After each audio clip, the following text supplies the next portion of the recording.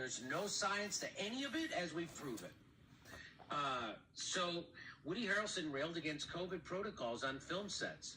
The actor is making the press rounds in support of his new movie Champions, an indie sports dramedy from director Bobby.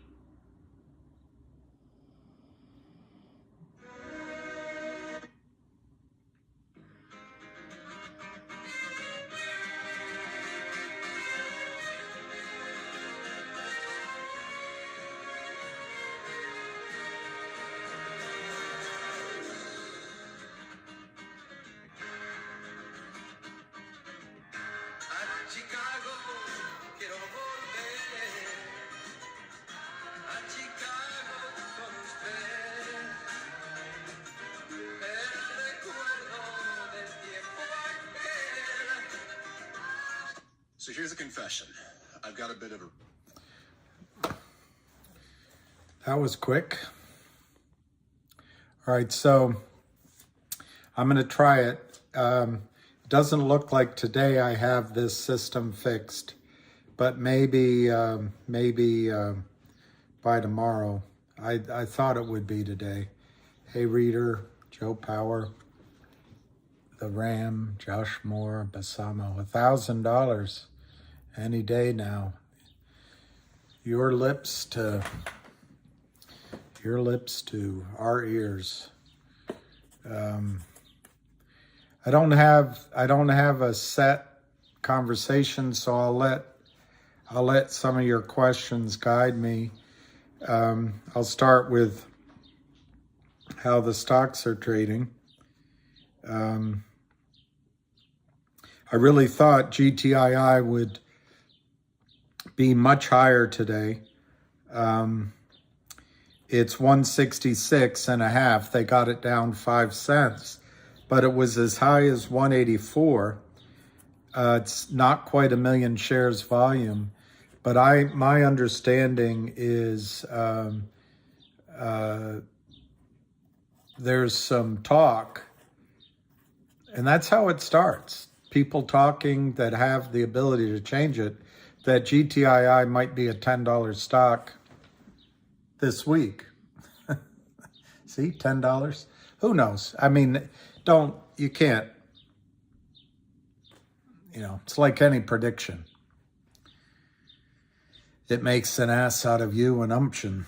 All right, CLNV is 7.5 cents, 1.67 million. I don't really know what to think about that. They announced a financing, but they have a good story. They are also working aggressively after the shorts, going after the shorts. So I guess I would say I think the price movement, and that guy Frank is working really hard for it. So I'm going to guess the price movement upward is still intact. COMS, we can stop watching it probably. It's back to 13 cents. AMC, that had some movement the other week, but it's down. Whenever they get it up, they're able to drive it back down. 632. MULN, it's in the green, 0.23. All right, I'm running out of, CRTD, down, it's in the red a little bit, tiny bit, 0.266. All right, that's enough comedy jokes. Yeah, flexing with the jacket. I don't know, the hobbler. Sometimes all you have is the jacket. There was a guy at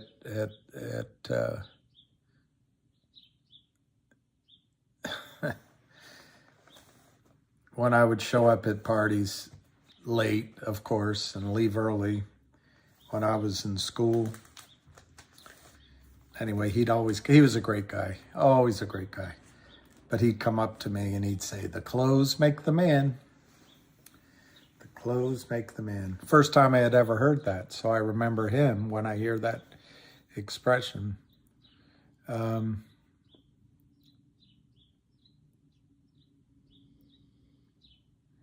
Richard Berger, you purchased your GTII warrants back a while ago, and no one will accept them. I've been trying for months now. So you bought them, you sent money, and they sent you shares? Yeah, there's Richard, if I'm understanding your situation, I called into the over-the-counter markets. I'd called CompuServe. I called on a different stock, completely different stock. And it went on and on for months. I still have not gotten my physical shares into the system because the over-the-counter markets gave me one company out of California who I called. And he's one of these effective salesmen, but he asked for $2,000 or $3,000, $2,500 maybe, up front. And then I had to do all sorts of work, which I don't have the paperwork anymore, proving that I had bought these certificates in a private placement. I don't have all that evidence anymore, at least quick at hand. And the people I dealt with are either dead or retired or gone. So I'm in a limbo. But this company is the only company that does it. They charge you up front, takes 6 to 8 weeks. When finally they can take your certificate and put it back in the system electronically, you have to sell through them, and you take a huge haircut. But let me find out, Richard. I gotta write down your name so I don't forget. Let me find out if I have any pull. I doubt it with Liberty Transfer. My guess is, Richard. Let me go back and get your name if I can find it. I can't. It's a lot of people. Maybe it's not Richard. Let me see. Power Hour. Yeah, it is Richard Berger. My guess is, Richard, that the transfer agent for GTII would be extremely helpful to you, and I got to just find out.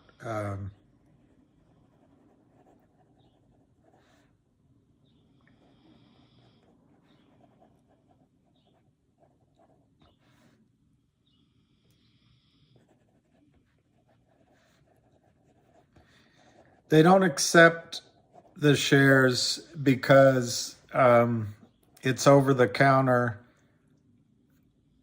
but they also are concerned for some reason whether or not your shares are real, whether you're laundering money. They don't care if the crooks just obliterate the stocks. It's a really screwed up thing, but I'll look into that, Richard.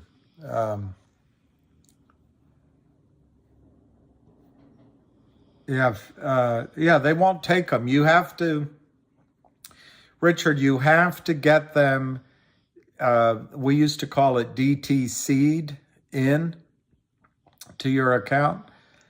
It has to be, you have to get somebody to accept your certificates, put them in electronic form, and then transfer it in. And I'm wondering out loud, because I don't know, I'm wondering if the transfer agent, Liberty Transfer, would do that for you. In my case, I could not get the transfer agent to do it. They shipped everything back. And like I say, I called around, I called over-the-counter markets, and I got this highway robbery brokerage firm because they know they have a monopoly. They are willing to accept your shares. Takes about 60 days. They do all this work. You have to pay them a fees up front. And then when you sell, you pay a massive haircut to them to get out. But they will accept your shares. I never got to the point where my shares were with them, but I was going to ask them if I could pay, on top of the 2,500, if I could pay a significant fee just to have my shares electronically transferred back to, a real firm. But Richard, this is how the system creates obstacles to you to own shares, to buy shares, to have any demand in over-the-counter stocks. And it makes it easy for Kurt Kramer and Alpine to just destroy these shares because it's just so bloody difficult on the demand side. They can provide the supply side all day long. Yeah, it was at Liberty Transfer on the first batch. So, yeah, Richard, I'm sure no contact from them. They're not going to be able to help you. I would call, I don't know if you tried it, but I would call Liberty Transfer directly. Somebody just said Jeff. I'm not sure. I don't remember the gentleman's name. I've spoken to him. And I think he'll be more than helpful. He'll be busy in the way that traders are busy. But I think he'll be more than helpful because he knows where your certificate came from. That's all they're trying to determine, if it's a real certificate, if there's some sort of shenanigans going on. They're just, and of course, like I say, they don't care on the sell side. Hey, West Virginia, let's see what GTII is doing. I wish Ham would do a call today because I'm kind of out of energy. Yeah, no volume on GTII. Eyes are on PBTS. PBTS. Eyes are on. The heat is on. It's on the street. The heat is on. Let me see if Ham has posted anything.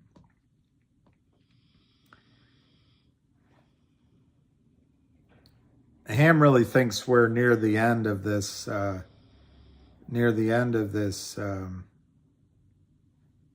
particular journey.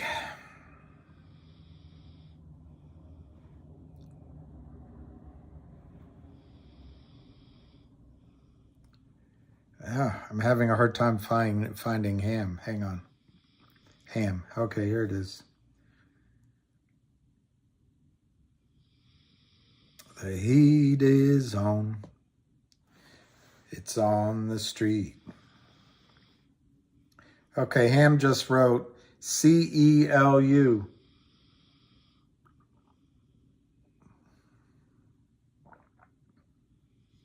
Wow. Well, CELU looks like a new stock, but let's not focus on it right now. Ham. The ham.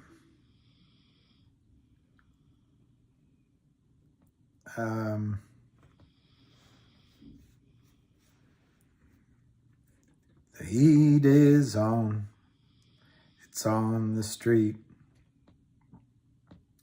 The heat is on. Okay, Ham. GTII is low because of washing stock. Naked short number today will be 30 to 40% in Ham's opinion. On finger, he thinks it'll be 60 to 75%.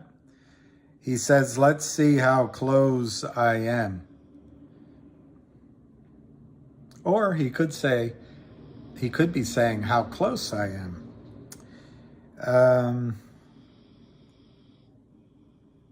Never forget Westpac, the brokerage firm on GTII, and Andy the broker, who has FBI up his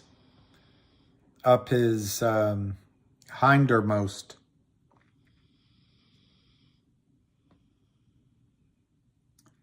Ace put out a new vid, I guess. That's cool. Let me see how long it is. Yeah, it says there will be blood. Alpine is broken. GTII plus are ready. And I don't know how long it is. But good for him. Anyway, let's see. TKO just boomed today. Yeah. It's always hard. Oh, you mentioned it in a live. It's 38, went to 80. Wow. Yeah, Barry Crouch. I tell you what, GTII, it's over 2 years for me. It's been a nerve-shattering experience for me, sir. Oh, whoa, whoa, oh, whoa, whoa. Tell me if you can feel it. Can you feel it? Everybody does the locomotion. Do the locomotion. I know everyone thinks we're at the end, and we never are, because the criminals continue to crime, and they do it with the blessing of Richard, I'll try to remember to ask about that. What's happening?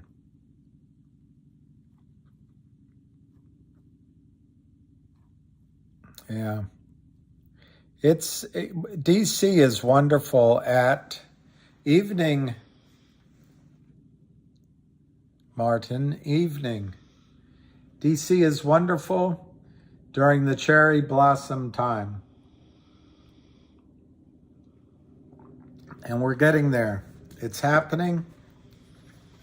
It starts happening earlier every year, not because the climate's heating up. Actually, I think the last 4 years have been a nerve-shattering experience for me, so.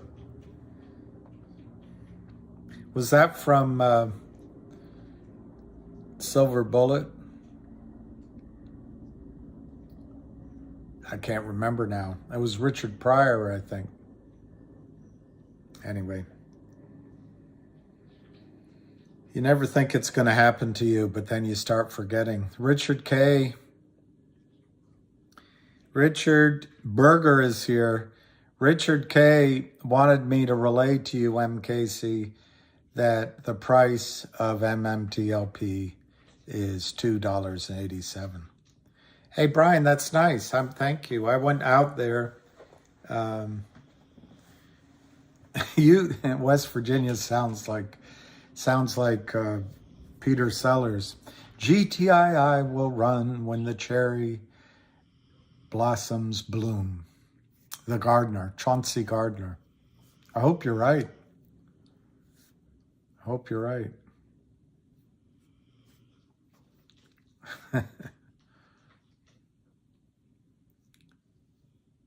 Don't you listen to him, Dan.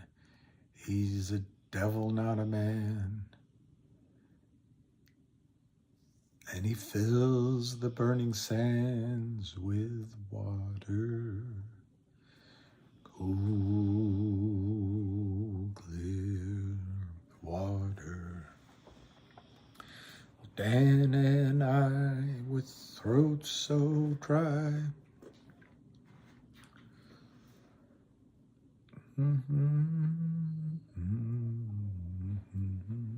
That'd be good before St. Patrick's Day. That would be a good one.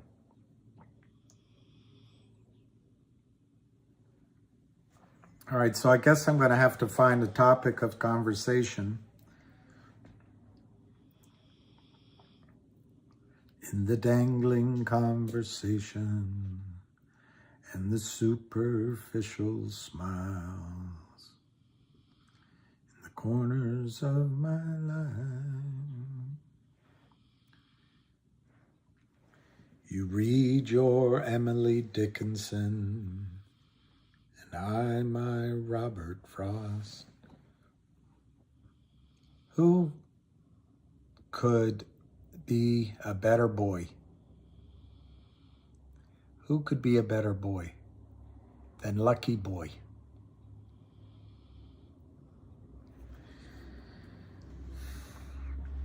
Every day when we go on a walk, he goes to all his favorite spots.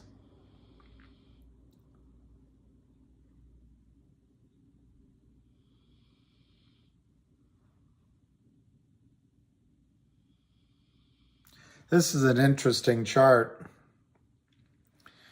that I think I'll do a video on. It comes from Charles Hoof. And it's the whole idea that in an economy, you've got capital, you have labor, and then I think it's called equity, which is the law. I think that's how it's divided out. But anyway, since basically the 70s, capital, banks, Wall Street, has siphoned $50 trillion from 1975 to 2018. Capital siphoned $50 trillion from labor. In other words, middle class, blue collar, working class. And he's wondering if it's over with. And that would be refreshing.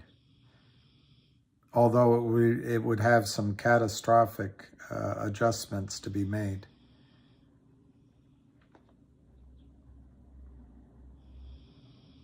I put up on Twitter this Powell talks tomorrow.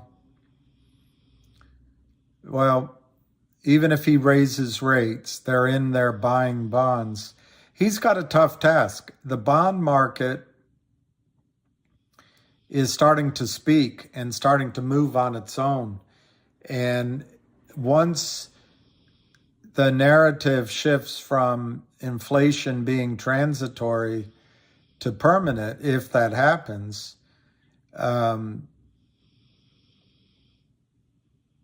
it's not going to matter what the Fed does. So anyway, this idea that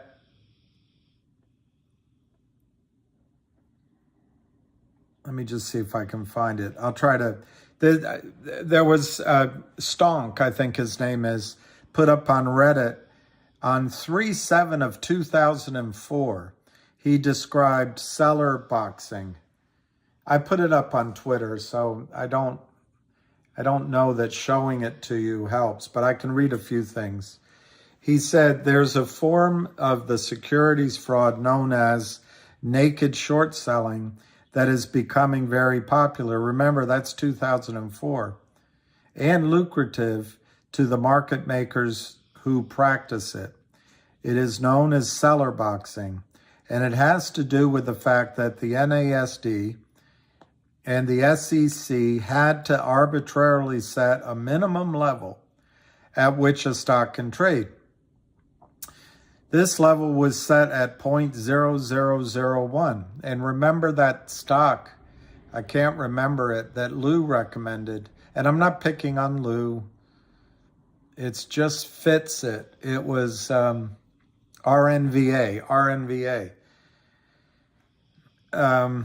So they set it at 1/100th of a penny. This level is appropriately referred to as the seller.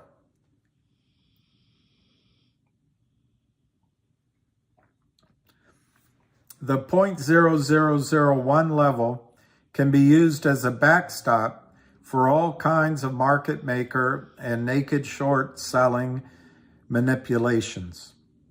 Seller boxing has been one of the security frauds du jour since 1999, when the market went to a decimalization basis. In pre-decimalization days, the minimum market spread for most stocks was set at an eighth of a dollar. It could be a steenie. They used to call it a steenie, but an eighth. And the market makers were guaranteed a healthy spread. Since I hate that word. Since decimalization came into effect, those 1/8 of a dollar spreads now are only a penny, as you can see in Microsoft's quote during the day. So what do unscrupulous market makers go to make up for all this lost income? They head south, quote unquote, to the OTC BB and pink sheets, where the protective effects from naked shorting, like Rule 10A and NSAD rules 3350, 3360, 3370, are non-existent. There are no rules. The unique aspect of needing an arbitrary seller level is that the lowest possible incremental gain above this seller level is a 100% spread. So if a market maker makes markets in these, that 100% spread is massive. When compared to the typical spread in Microsoft of perhaps 0.4%, this is pretty tempting. In fact, when the market is no bid to 1.0001, does that sound familiar, RNVA? There is theoretically, I don't know what's happened to my speech, an infinite spread. In order to participate in seller boxing, the MMs first need to pummel the price per share down to these levels. The lower they can force the share price, the larger are the percentage spreads to feed off of. This is easily done via garden variety naked short selling. In fact, if the MM is large enough and has enough visibility of buy and sell orders as well as order flow, he can simultaneously be acting as the conduit for the sale of non-existent shares through Canadian co-conspiring broker-dealers and their associates with his right hand, at the same time that his left hand is naked short selling into every buy order that appears through its own proprietary accounts.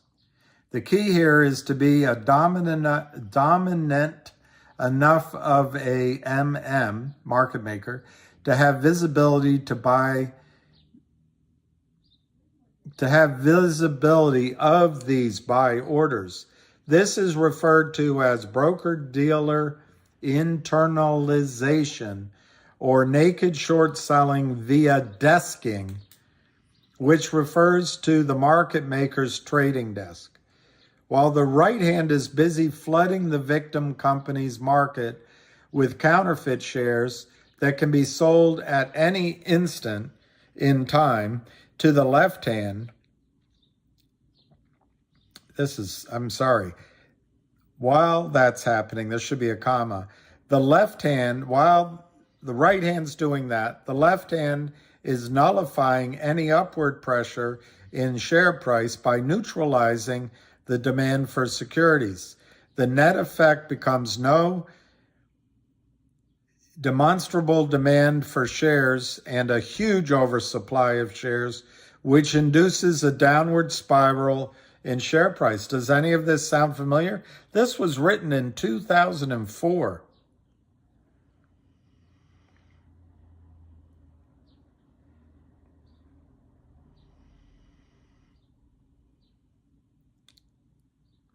In fact, U.S. market makers have been, quote unquote, legally processing naked short sales out of Canada and other offshore locations, even though they and the clearing firms involved know by history that these shares were in no way going to get delivered. Does that sound familiar? The question that then begs to be asked is how the, quote, system can allow these obviously bogus sell orders to clear and settle. To find the answer, one need look no further to Addendum C, blah, blah, blah. This gaping loophole allows the DTCC, which is basically 11,000 broker-dealers and banks, basically Wall Street, to borrow shares from those investors naive enough to hold those shares in street name at their brokerage firm. Remember, if you put in GTC orders, they can't borrow those. This amounts to about 95% of us. Theoretically, this borrow was designed to allow trades to clear and settle, which involved legitimate 1 or 2 day delays in delivery. This, quote, borrow is done unbeknownst to the investor who purchased the shares in question and amounts to probably the largest, quote unquote, conflict of interest known to mankind. Other than having your son collect billions from China while you go to war with China. Anyway, the question becomes, would these investors knowingly loan without compensation their shares to those whose intent is to bankrupt that very investment if they knew that the loan process was the key mechanism needed for the naked short sellers to destroy the company the client is invested in? Another question which arises is, should the investor's broker-dealer, who just earned a commission and therefore owes its client you a fiduciary duty of care, should the broker-dealer be acting as the intermediary in this loan process, keeping in mind that this broker-dealer is being paid the cash value of the shares being loaned as a mean of collateralizing the loan? All unbeknownst to you, dear reader, dear listener. An interesting phenomena occurs at these seller levels. Since NASD Rule 3370 allows market makers to legally naked short sell into markets characterized by a plethora of buy orders at a time when few sell orders are in existence, a market maker can theoretically, quote, legally sit at the 0.0001 level and sell non-existent shares all day long, because at no bid and 0.0001 ask, there is obviously a huge disparity between buy orders and sell orders. What tends to happen is that every time the share price tries to get off the seller floor and onto first step of the stairway at 0.0001, does this sound like RLNV? Or whatever the symbol was? There is somebody there to step on the hands of the victim corporation's market. Once a given microcap corporation is, quote, boxed in the cellar, it doesn't have a whole lot of options to climb its way out of the cellar. One obvious option would be for it to reverse split its way out of the cellar, but history has shown that these are counterproductive, as the market capitalization typically gets hammered and the post-split share price level starts heading back to the original pre-split level, which is something moi has warned of. I'm not trying to take credit, it's just I saw it over and over and over and over and over and over again. Another option would be to organize a sustained buying effort, which is illegal by us, and muscle your way out of the cellar, but typically there will, as if by magic, be a naked short sell order there to meet each and every buy order. Sometimes the shareholder base can muster up enough buying pressure to put the market at 0.0001 bid and 0.0002 offer for a limited amount of time. Does that sound like Lou's company, RLNV? I don't think he knew. I'm not saying he had anything to do with it. Later, the market makers will typically pound the 0.0001 bids with a blitzkrieg of selling to wipe out all of the bids, and the market goes back to no bid and 0.0001 offer. When the weak-kneed shareholders see this a few times, they usually make up their mind to sell their shares the next time that a 0.0001 bid appears and to get the heck out of Dodge.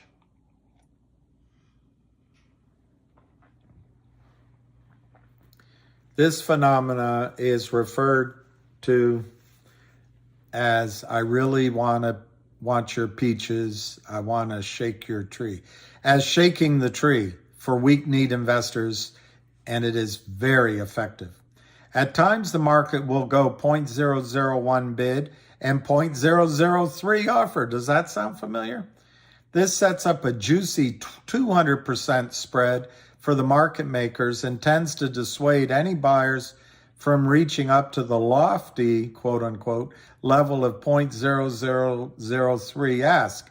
If a 0.0002 bid should appear from a market maker not playing ball with the unscrupulous market makers, it will be hit so quickly that level 2 will never reveal the existence of the bid. The 0.001 bid at 0.003 offer market sets up a stalemate wherein the market makers can leisurely enjoy the huge spread while the victim company slowly dilutes itself to death by paying the monthly bills with real shares sold at incredibly low levels. Since all of these development stage companies have to pay their monthly bills, time becomes on the side of the naked short sellers. At times, it almost seems that the unscrupulous market makers are not actively trying to kill the victim corporation, but instead want to milk the situation for as long a period of time as possible and let the company die a slow death by dilution.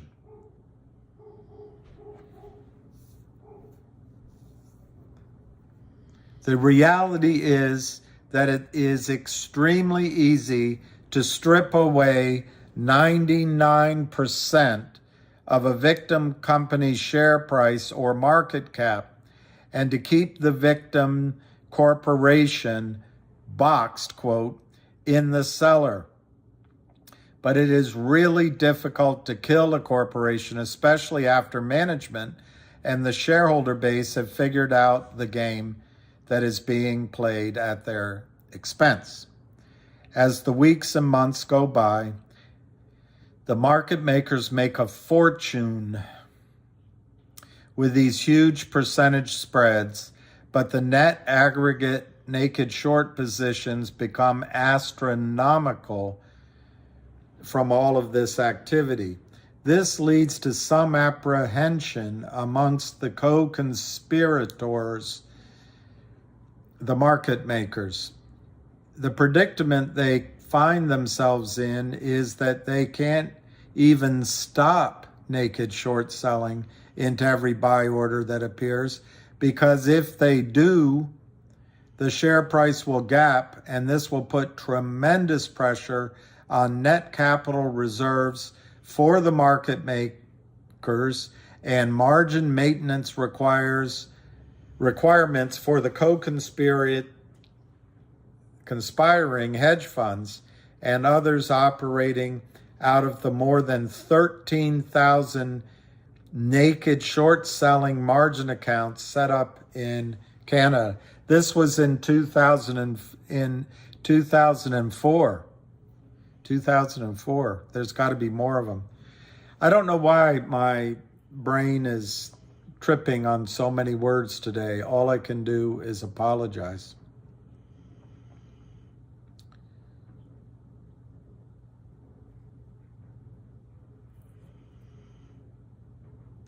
And of course, covering the naked short position is out of the question, since they can't even stop the day-to-day naked short selling in the first place. In other words, they can't stop their own naked short selling day-to-day in the first place. And you can't be covering at the same time that you are continuing to naked short sell. What typically happens in these situations is that the victim company has to massively dilute its share structure from the constant paying of the monthly burn rate with money received from the selling of, quote, real shares at artificially low levels. Then, the goal of the naked short sellers is to point out to investors, usually via paid, quote unquote, internet bashers, that with the, let's say, 50 billion shares currently issued and outstanding, that this lousy company is not worth the 5 million market cap it is trading at, especially if it is just a shell company whose primary business plan was wiped out by the naked short sellers' tortuous interference early on. And I don't know if that's tortuous as in torture, but I believe it's tortuous as in tort law, T-O-R-T. But I'm not a lawyer. The truth of the matter is that the single biggest asset of these victim companies often becomes the astronomically large aggregate naked short position that has accumulated throughout the initial bear raid and also during the sell boxing phase. The goal of the victim company now becomes to avoid the three main goals of the criminals. That's my word, not his.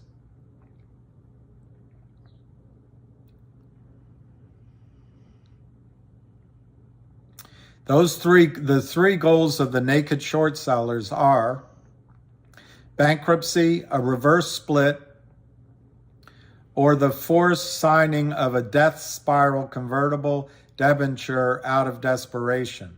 So for example, in COSM, they did a reverse split, and then they did some form, I should go look it up if it's a death spiral or not, but they did a financing that bailed out the criminals. As long as the victim company can continue to pay the monthly burn rate, then the game plan becomes to make some of the strategic moves that hundreds of victim companies have been forced into doing, which include, this is going to sound just like COSM, name changes, QSIP number changes, cancel reissue procedure, dividend distributions, amending bylaws and articles of corporation, etc. Now this part right here gives me a little hope. Nevada domiciled companies usually cancel all of their shares in the system, both real and fake, and force shareholders and their broker-dealers to prove the ownership of the old, quote, real shares before they get new, quote, real shares. Many also file their civil suits at this time. The indirect forcing of hundreds of U.S. microcap corporations to go through all of these extraneous hoops and hurdles as a means to survive, whether it be attributable to regulatory apathy or lack of resources or complicity, that's my word, is probably one of the biggest black eyes in the U.S. financial systems that have ever sustained. In a perfect world, it would be the regulators that periodically audit the C and D sub-accounts at the DTCC, the proprietary accounts of the market makers, clearing firms, and Canadian broker-dealers, and force the buy-in of counterfeit shares, many of which are hiding behind altered CUSIP numbers that are detected above Rule 11830 guidelines for allowable, quote, failed deliveries of 0.5% of the shares issued. U.S. microcap corporations should not have to periodically purge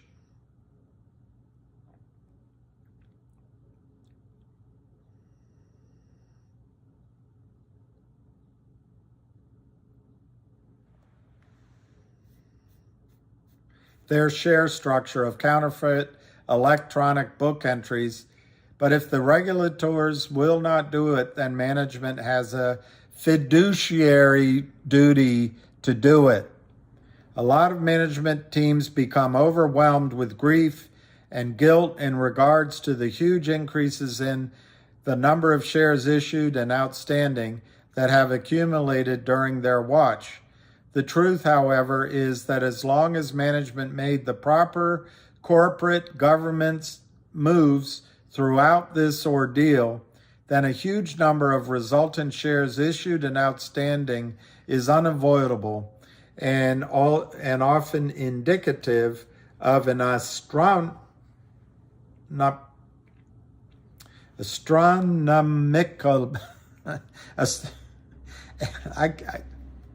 there's something wrong with my brain.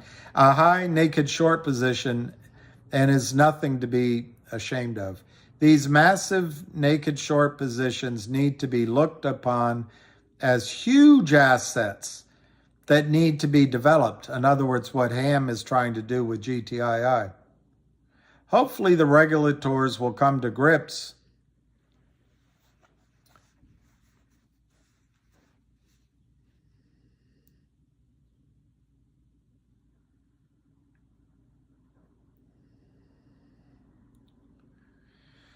with the reality of naked short selling and tactics like seller boxing, and quickly address this fraud that has decimated thousands of U.S. microcap corporations and the tens of millions of U.S. investors therein. And then he writes HO for ho. Then he writes Leeee for Lee, so I assume that means holy. And then he writes FUQ for FUQ. He then says, bruh.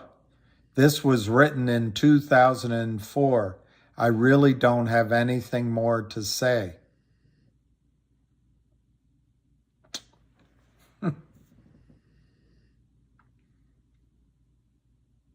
Pretty powerful. I just found that at about 3:30 this morning. Okay, GTII is up 4 cents at 176. It must be all my powerful reading. CLNV's at 0.074. CRTD is at 26 cents.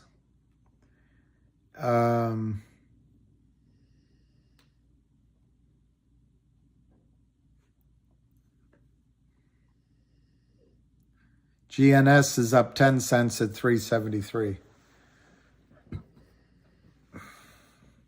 Am I having a stroke? I don't know. I hope not. I hope I'm not having a stroke. I hope I'm not having a stroke.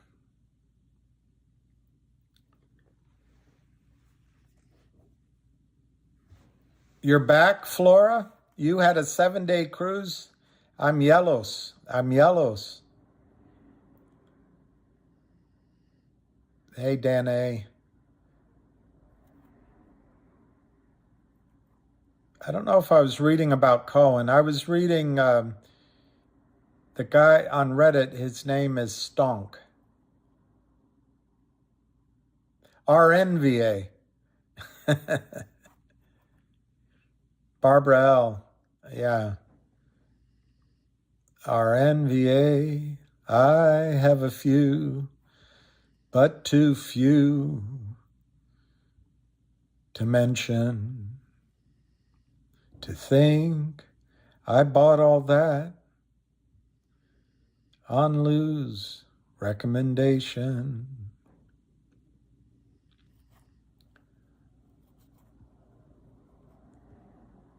But more, much more than this, I'll never be able to sell it anyway. For what is an investor without a loser or two?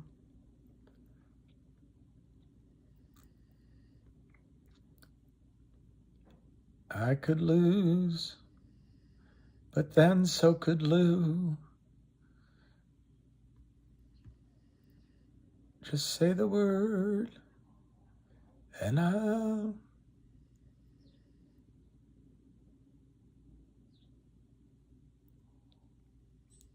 Wow, 29 billion.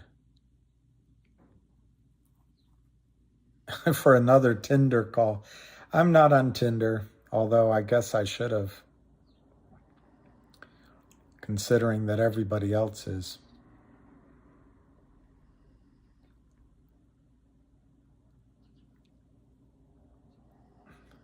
UK estate agent. Grow up, UK estate agent. You'll make a fine adult. This is a robe. Put it on.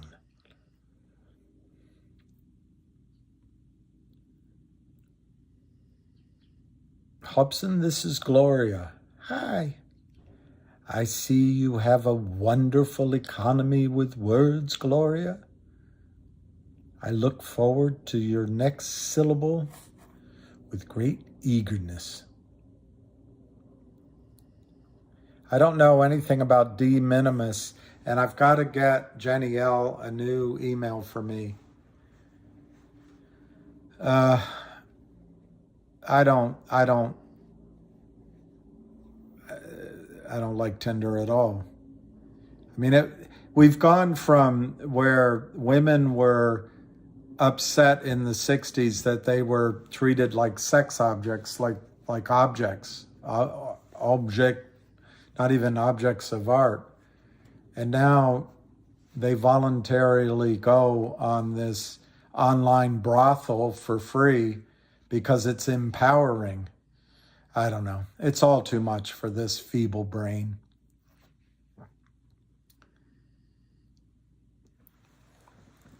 Not much movement today on MMTLP, low volume. All right, Derek Edelman. Hey, Jenny L.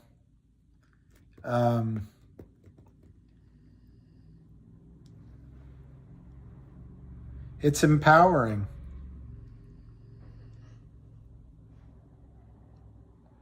Oh, La Linga. I'm not blaming Lou at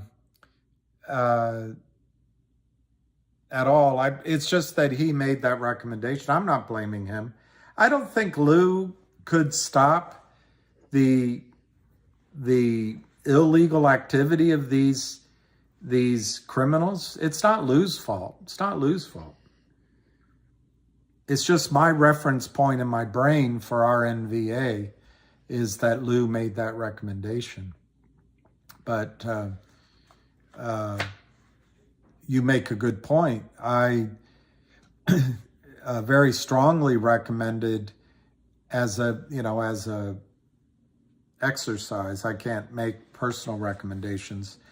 CRTD, and the premise of my recommendation, one of the main bulwarks of it was that GTII had announced they were going to buy CRTD, and it was a binding letter of intent And even the last Friday, that morning, around 11, 12 o'clock, I called and talked to a couple of people that I trust.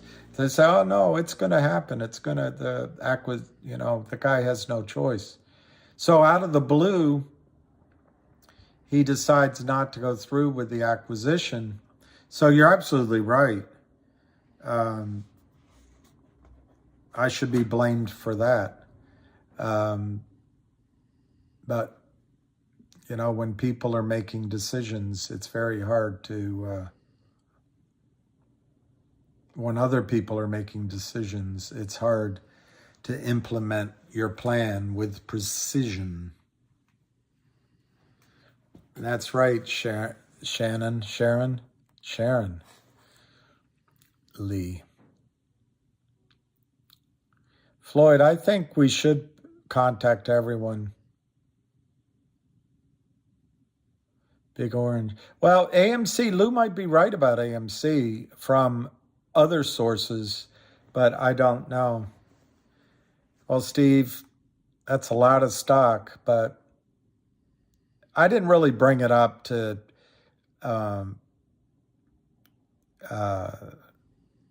run down Lou, or to me that stock, that trade lost. It was an ill-conceived trade on my part, not on his part, on my part.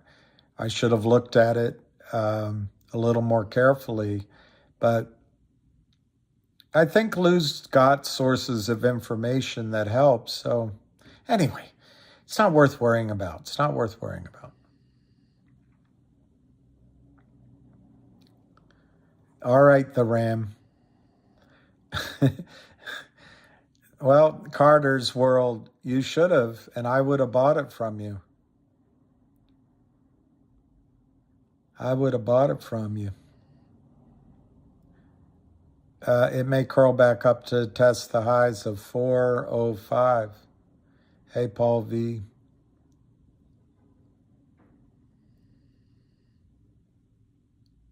I didn't hear about that, Richard K. They put a value on it. Was it, let me guess, 287? Richard K. William, do you think the weekend maneuver, I wonder how the Brits say that word. I don't think they say maneuver. Or they spell it differently. I can't remember. By Fidelity putting a value on NextBridge, then zeroing it out, was a test for open trading or trying to work out IRS tax treatments for the end of the year.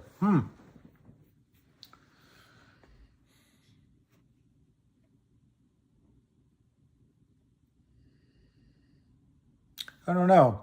Any price they put would be made up.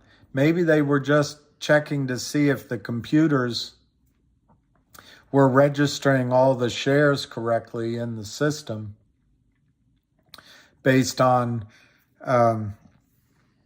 assigned tracking numbers. But I don't see how it would help with taxes unless I'm missing something. And I don't see how it would help with settling anything up either, unless I'm missing something. It's intriguing.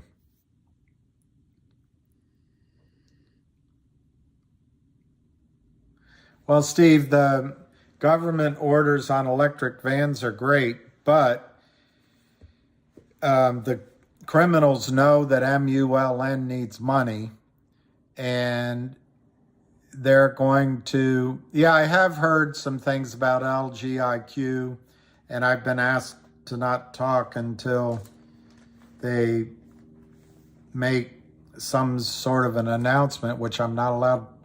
I don't really know fully, but I'm not allowed to speculate on. But I think LGIQ is going to be just fine. I talked to an investor who I trust, and his target just on the first couple of deals, if I recall correctly, was $1.78 a share. Interestingly, his target on GoLogic was $7, $8, $9 a share. But I don't remember the breakdown of those numbers. And to stay true to not talking about it, and I really don't have much more to add than what I just said. I just am going to wait till they make a press release, if and when they do, so that I can then talk about LGIQ. But I think it's going to be both in the short term and in the longer term, it's going to be a good place for you to be. GTII is 172.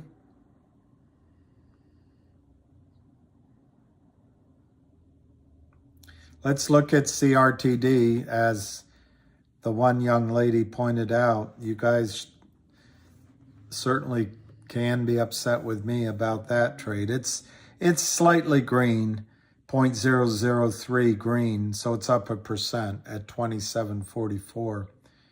It's in the new trade phase, and the question will come, should you get out here at 27 cents, 36 cents, 40 cents, or should you hold it for longer term, 6 months, 9 months, 18 months? And I've taken the view that CRTD is worth holding because the chance of a squeeze is still quite likely. On the other hand, the negative is the CEO has admitted he would take a problematic financing if that were his only choice. And that's like that old joke, I choose death, and the chief says, but first, a little chi-chi. Both decisions lead to death. Carter's World, no one came out to talk to me at the SEC. There was a guard outside that actually looked like he was going to come, but when I picked up my camera, he stepped out of the way. And then there was a guard inside that looked full of steam to come out and talk to me. So I just quickly finished up and moved down the sidewalk. But I don't know if he would have come out. I just didn't want a confrontation.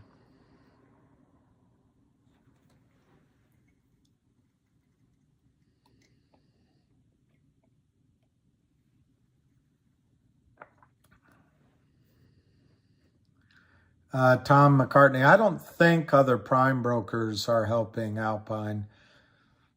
If you mean legitimate prime brokers, there might be another shady prime broker like Alpine that I'm unaware of. I am convinced, Tom, that there's a whole netherworld of these, for lack of a better word, criminals that help each other out. My definition of criminals are people that break the law. Whether it's an enforced law or not, they're breaking the law. I think the only answer ultimately is for one of them to get arrested and the rest will start singing. None of them want to go to jail. None of them want to end up like Bernie Madoff. But so far, the goober Gary Gensler has shown literally zero. If he could show less than zero, he would show less than zero interest in protecting you from the criminals as it relates to trading stocks in the over-the-counter market. He just couldn't care less. He is concerned. He loves the bodacious Kim Kardashian, and he is concerned about something she was trying to do, which wasn't going to go anywhere anyway. But he has two fascinations there. One, I think he would love to date someone as bootylicious as Kim Kardashian, and he wants to get her cameras and press attention and following, because he can't generate it on his own.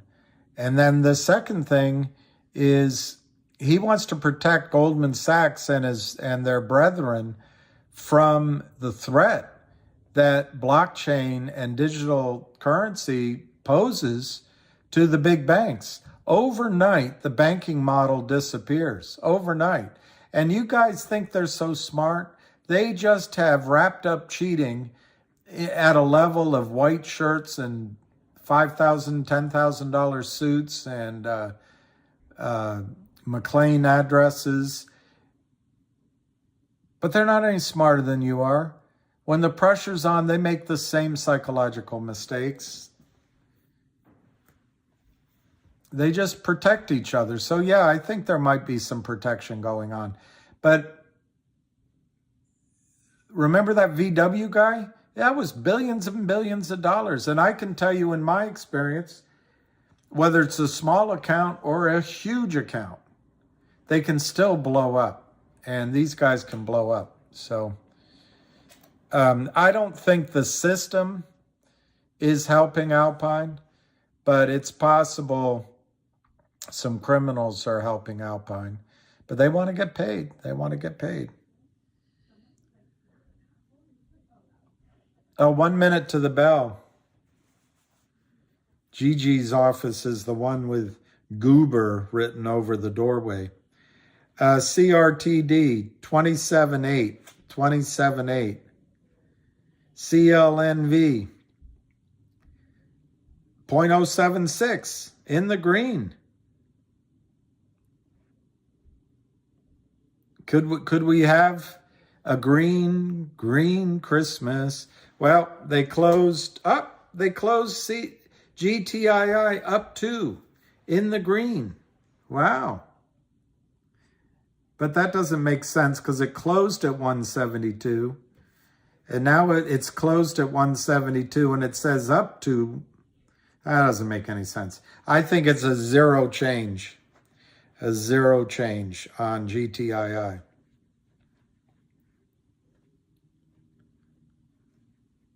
I don't know who Johnny Tobacco is, but Johnny Pajamas, isn't he on one of the Family Guy skits? Richard K. That joke just never gets old. Just never gets old. 287.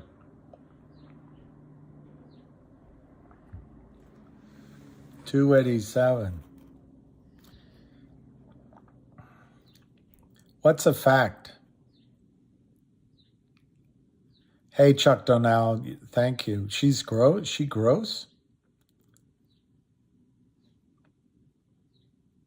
Jenny, you're the best. Jenny, you're the best. Jenny Rebecca, 4 days old. That Kim Kardashian is not my cup of tea, just to be clear. Just to be clear. True blue. Yeah, I think the Squeeze Chris is better than ever. Johnny Bahamas might change it around. You're right. No one talked to me today.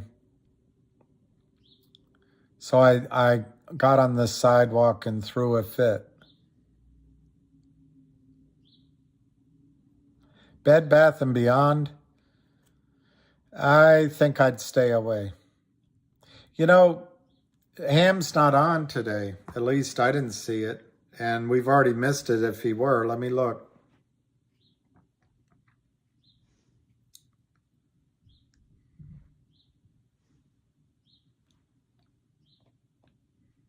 No.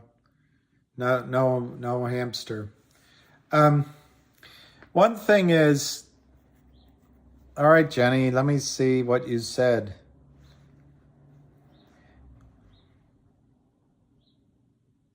Oh, there. I emailed Mr. Christian.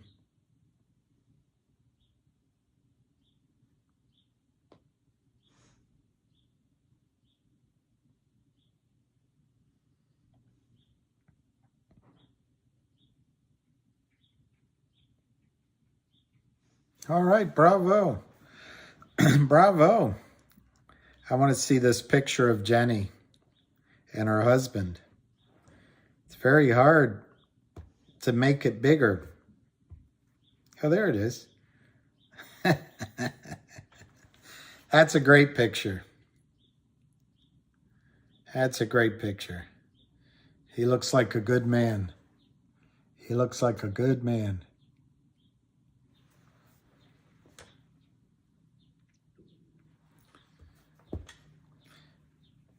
He's either tall or you're short or both.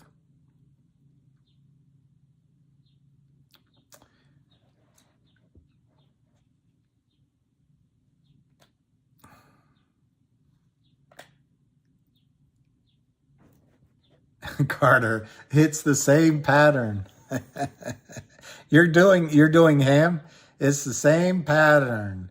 They do it all day, washing spoons, but we aren't going away. Okay, there's real players here, educated people, and we aren't going away. That's Ham. He's 6'4" and you're 5 feet. That's pretty cool.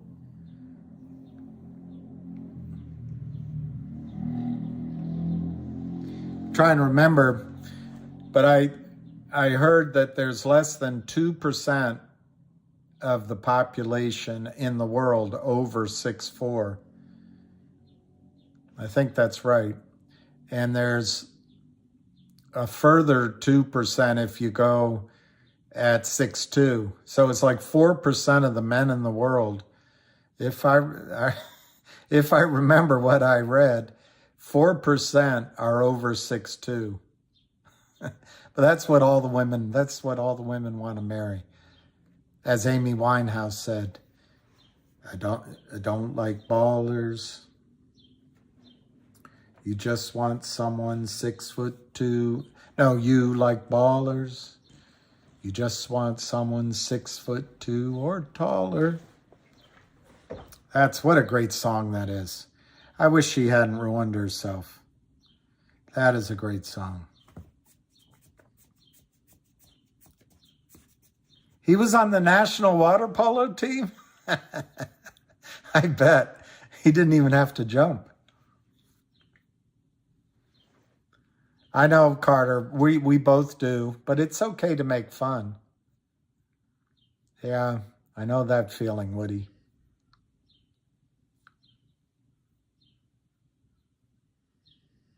Yeah, all those giants are in the Netherlands. And that's the thing. A lot of countries have a lot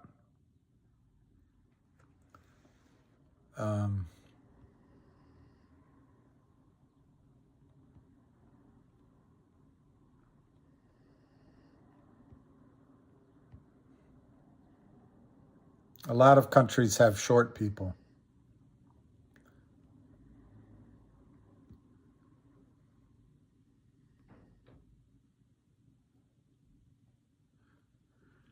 That would be great, Derek. 2870. Richard K. has a message. Let me look.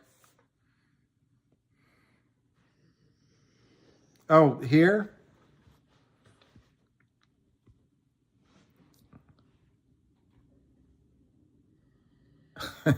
MMTLP hung on at 287.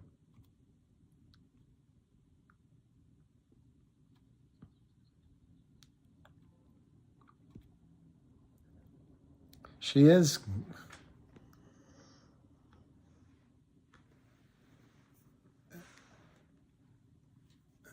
It all goes.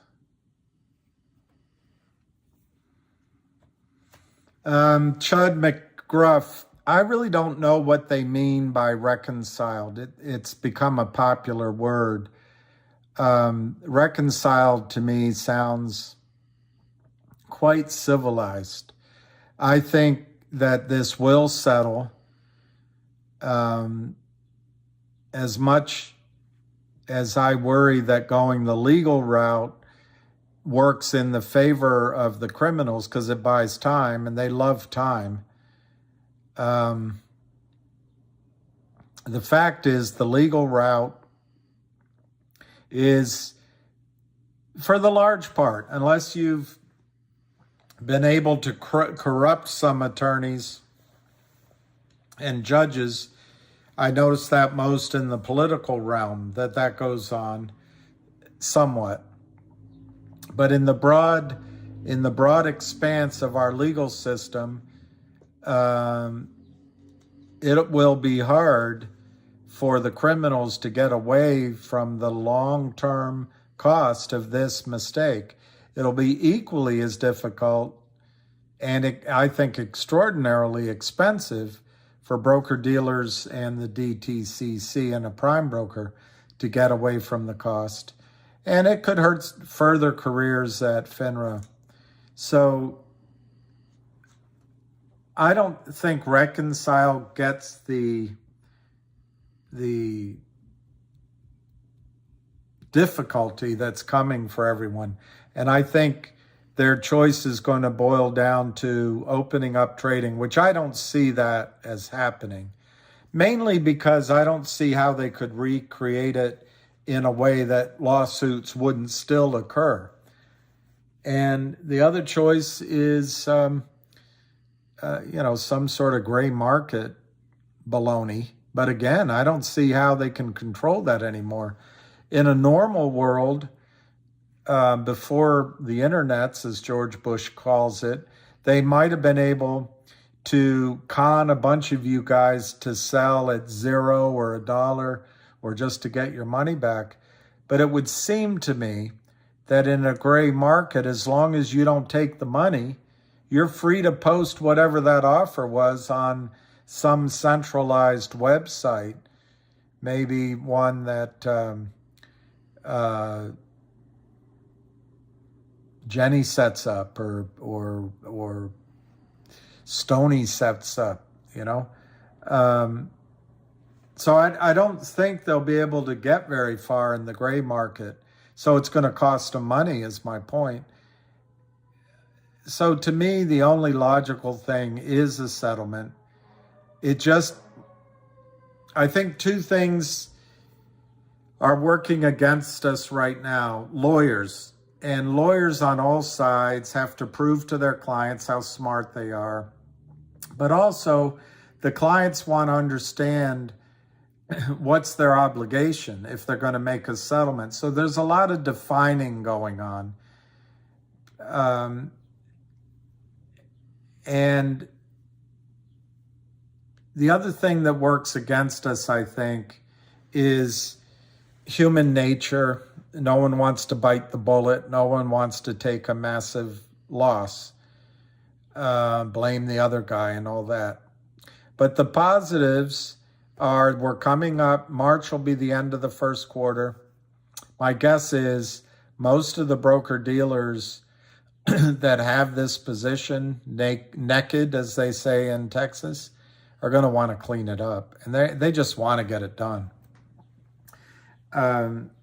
Secondly, I think,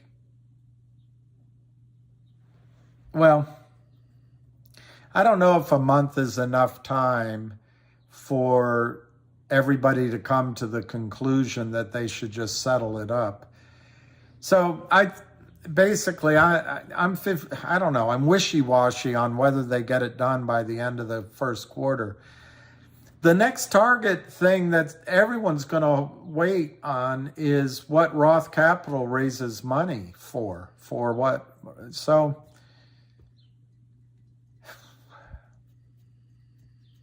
it's not much of a guess right now to say, not much of a prediction to say they won't get anything done by the end of the first quarter. But anyway, long answer. I don't reconcile seems so civilized. I think the only way this gets resolved is with almost a violent, and I'm not talking physically violent, I'm talking financially violent readjustment of prices in your favor, but it's going to cost somebody a lot of money. And I'm confident, unless they want to just walk away from the United States securities system, I'm confident they will come to a settlement. And I think they will do it at a really nice price for you, mainly because the insiders in the company who own 40 or 60%, it's hard to tell. They own a lot of the shares. They're not going to wimp out. They're not going to wimp out. So, yeah, I'm relatively sanguine about a positive result for you. Something's in all caps. Let me see what's in all caps.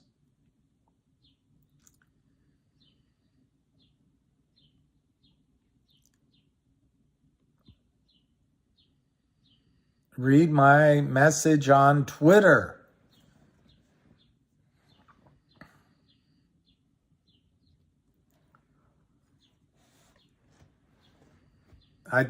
Well, here, who is this? Pete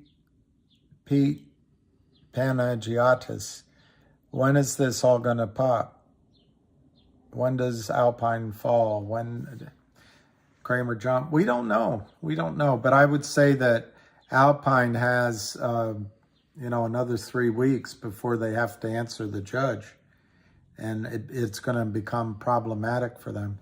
The reason I put $10 up here is I'm hearing, I can't confirm, it's entirely in the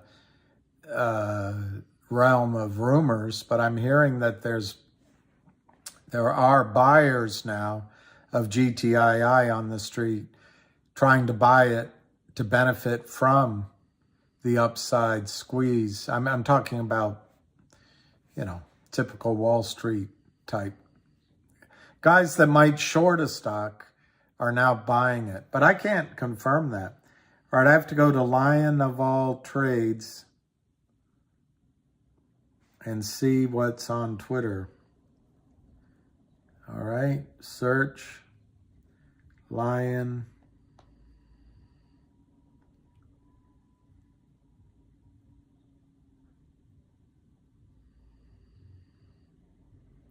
Lion said one day ago, Trento is the icing on the cake. Let me see if there's something sooner.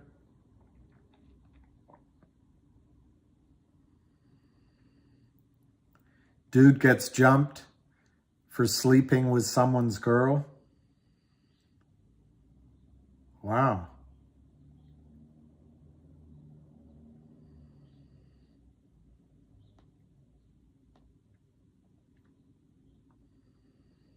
I don't see your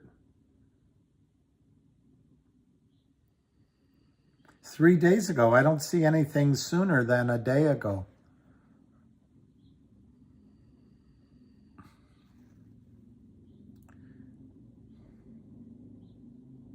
Maybe it's here. No, that's Jenny. That's Jenny. Oh, on DMS. Oh, Lordy.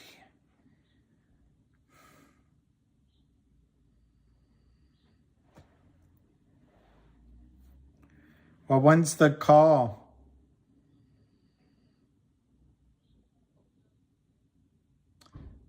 Lion love lines. Lion love lions. Lion love leons. Lion love felines.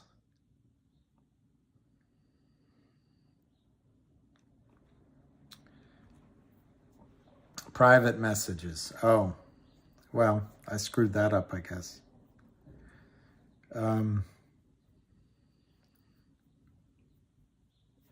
All right, Jenny. Rebecca. Jenny Rebecca, 4 days old.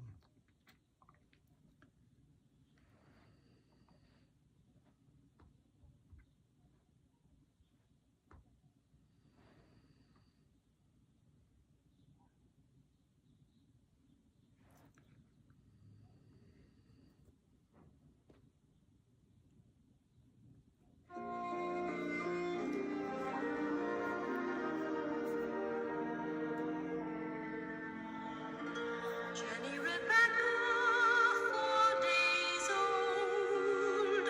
How do you like the world so far?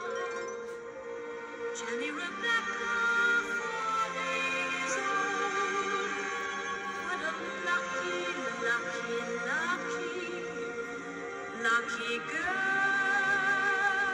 you are. That's Jenny Rebecca.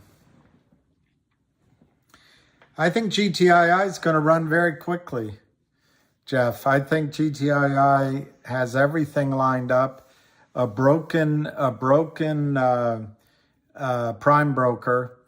I think the prime broker took over the accounts from the Kramers, and they've done their best from Thanksgiving, January. They've done their best to get it down. Yep, Barbara Streisand. When Jenny calls. That's a good idea. Am I playing Fallout on Xbox? I don't know what Fallout is. I actually don't really know what Xbox is. So it's 4:19. I might finish up at 4:30 because this is one of the big bummer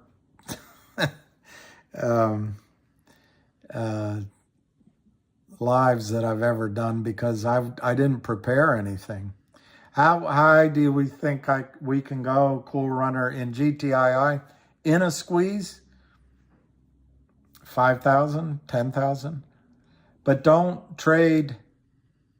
Well, Pete, TRKA 346 million traded. Why do we need that? Like a hole in our head?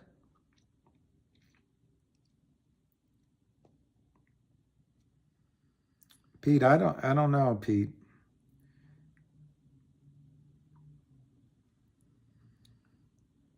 Pete and repeat stood on a bridge. Pete jumped off.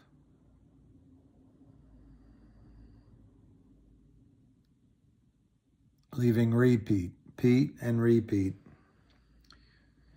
Stood on a, I forget how it goes. What's this,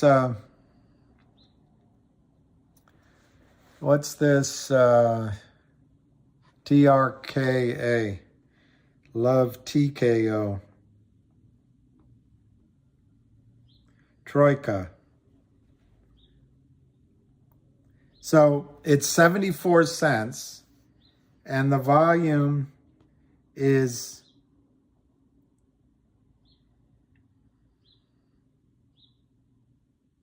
$346 million. It's up 25 cents. That's what you want for GTII? You want it to go from 51 cents to 76 cents. Well, I guess it's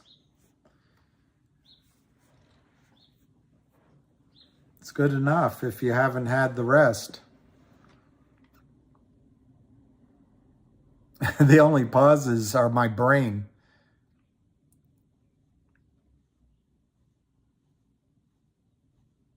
I don't know how long the squeeze will last in GTII, nor do I know from which price it'll start. You only know that afterward. But the important part that you're really asking me, how high it will go, I don't think that part will last more then one afternoon, maybe a day and a half, when it goes from whatever, 100 to 10,000. I'm making that up.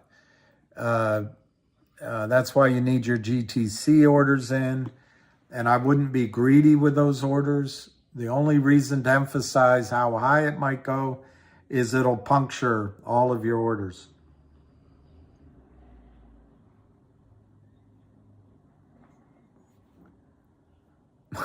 Pete. Holly, holy. I wondered, holy guacamole, Batman. Holy guacamole, Batman.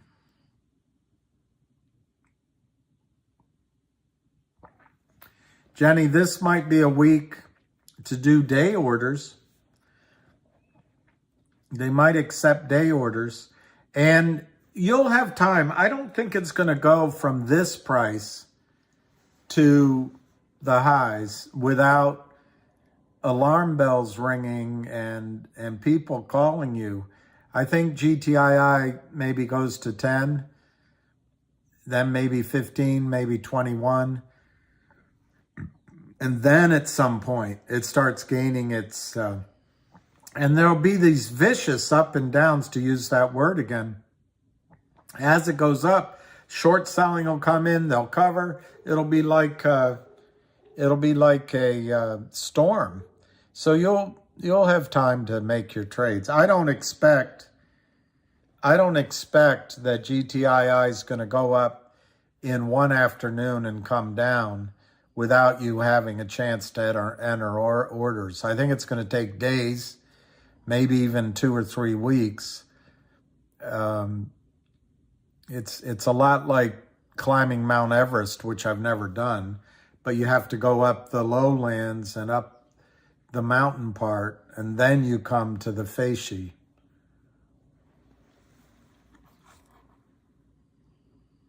$50% more than the last trade. Oh, Susan. Oh, Susan, I'm sorry. Moon Lee. I'm sorry about that. That's got to be tough. That's got to be tough. I don't know what to tell you. At least you have the other dogs still there. I mean, that's nice, but that's got to be a hole. That's just got to be a hole you can't fill.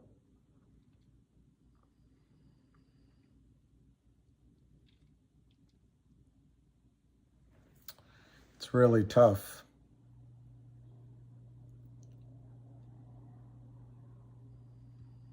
That's really tough.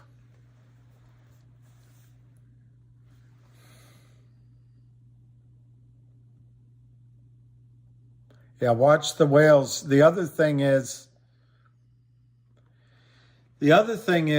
I keep using the number of 300 to 325 million counterfeit shares in GTII. And it could be more, but frankly, it could be less. The only person that could ever get that, to use the word I already dismissed, that reconciliation would be Gary Gensler. So my point is, on the one hand, you're going to see huge daily volume by day traders trying to take an opportunity. But try to develop an instinct, like you just said, for when the whales are out. And there are some whales out there, obviously, that'll sell. It's just going to be difficult. It's just going to be difficult to, and you're not going to get it right either. You'll always be able to say, if I had just held on a little longer, but see, Susan, I showed everybody this picture of Lucky getting a treat at the local really great furniture store. But I'm worried that he's going to die.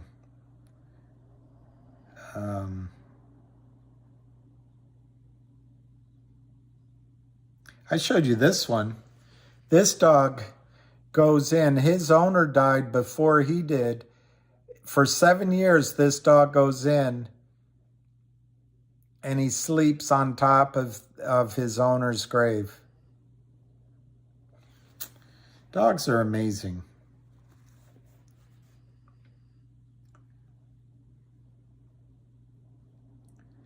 Dogs are amazing. Dogs are the best.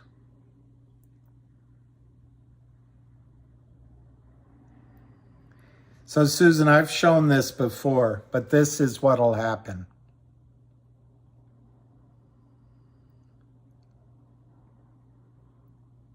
Someday this is what'll happen, Susan. You'll be looking up and there will be Moonlee.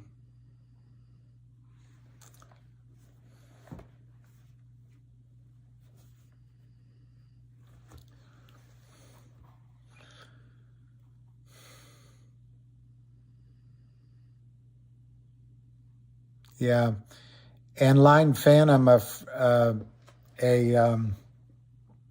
friend of mine, his dog died last year. One dog, he had two, one of them died. And he told me, and I don't know if they got another dog, but he told me either in a new dog they got or the younger dog that they had gotten to share time, he said he could swear he could see the dog that died actions through this other dog. And it was almost like the dog who had passed was trying to communicate with him. And this big rugged guy, he's no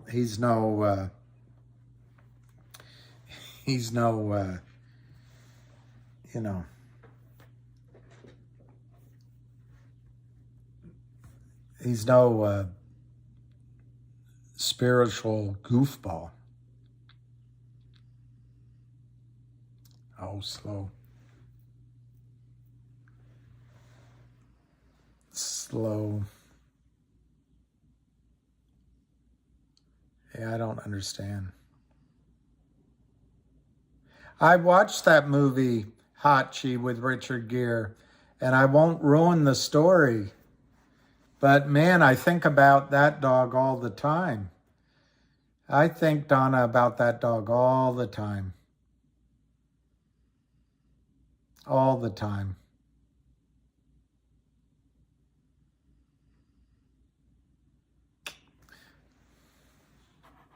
Yeah, Doug, that's right. They're here. They teach us, Dale Carnegie taught to live in day-tight compartments. Don't think about the past. Don't have regrets. It's gone. Don't worry about the future. It's not here. Just live in the day. That's what dogs do. In fact, my dog, he gets stubborn sometimes. And if I can get him around the corner, he forgets all about what he was worrying about. Yeah, that was a tough movie. But you love the dog, don't you? You want to hug that dog.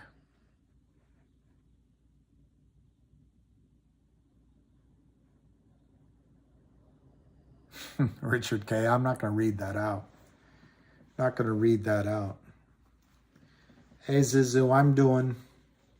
I might not last much longer because we're not saying anything. I am hopeful that we're going to have a big week in GTII. Oh, he was fluffy. Yeah, he was fluffy. I just like how he, the movie made it seem like he lived his life. He had his daily things he did. All right. If you've got to go, just make sure you wash your hands afterward. But thank you, Jenny. I'll look up Rainbow Bridge.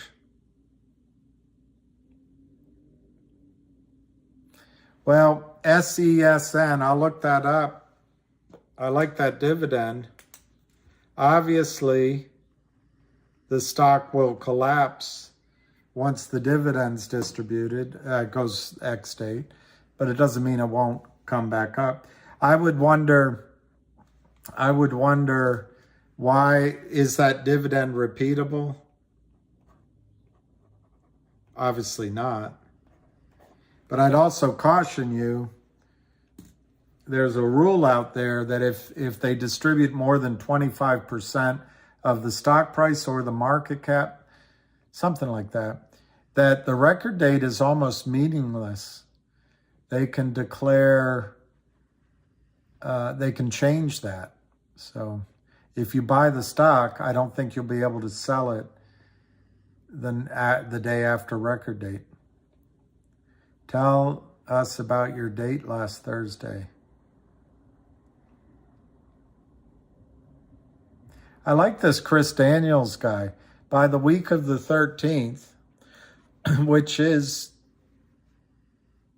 this week, GTII could be around 450, then any time after could run. Yeah, I'm sorry your dog died. That's so tough. A special divvy. Well, the special divvy might catch everybody out. It's big enough to be difficult for the broker-dealers. And at some point, if all these companies are doing this, the company, the broker-dealers are going to be tired of paying that cash out. So it might stop everything.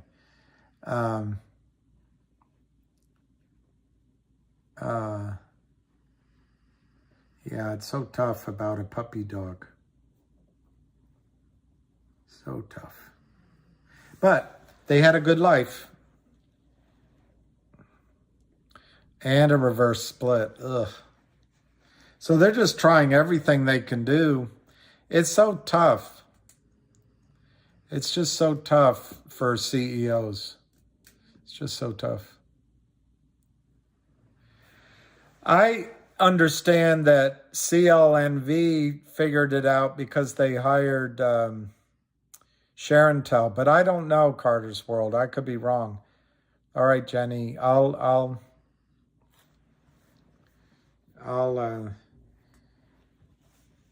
unless this picks up here in the next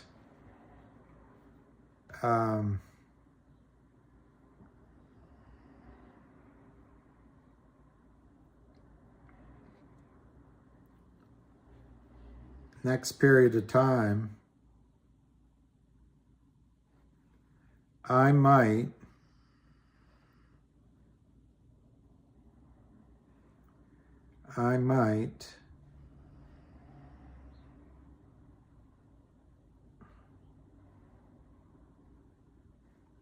end it because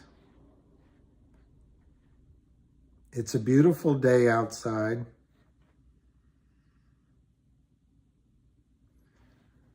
And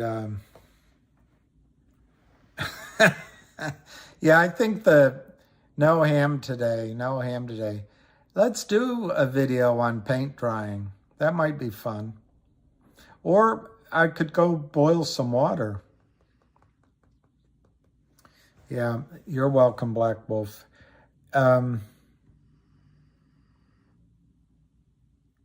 Get Johnny Bahamas on it. I can't read that out. Can't read it out. All right, I think I'm gonna say, hey, hey, mama, I like the way you move.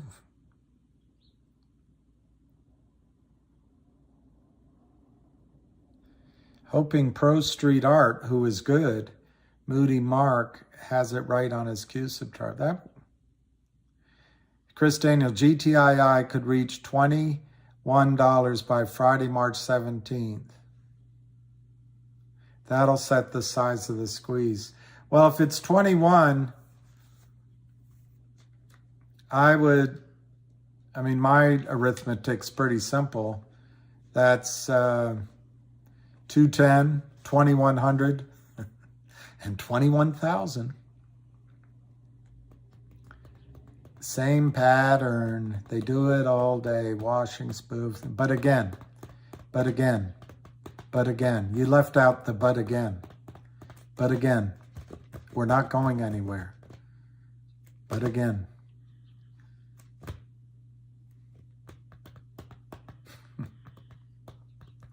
He's got Jackson 07. He's got some sort of fractal, some sort of measure the hypotenuse versus the something or other, and it gives him that time. But it's also, I think it's the delivery dates.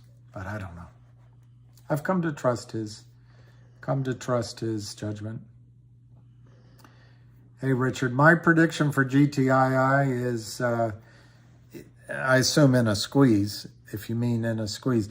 My normal prediction for GTII is it'll trade up, they'll try to sell it down. They'll trade up, they'll try to sell it down. And I think because of that, you should probably take some money off the table when you can so that the stress goes away. But I have to leave that decision up to you. But I think now in November, or the end of November, I think the special dividend warrant was working.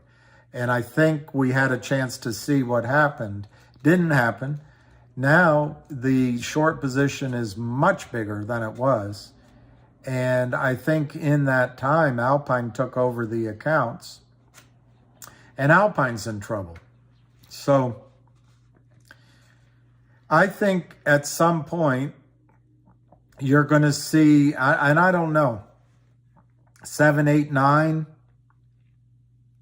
13, you're going to see buy-in stress coming. And there's going to be panic on the part of some of these brokers. And in that situation, I think you'd say 13, 21, 34, 55, you could just see this thing go boom, boom, boom, boom. And in a squeeze, I think GTII could be $500 before you can call your wife and ask her to put in an order. And I think it could be in the thousands sometime that afternoon or the next day. But it's going to be, it's going to be up and down. They're going to short it. There's going to be new shorts that buy in. At some point, when it reaches the stratosphere, a group like Citadel or Virtue will come in and try to make money on the way down. But there probably won't be very much volume for them to strip out of it, so they may stay away. But if there's a squeeze in GTII, I expect the stock to go into thousands of dollars.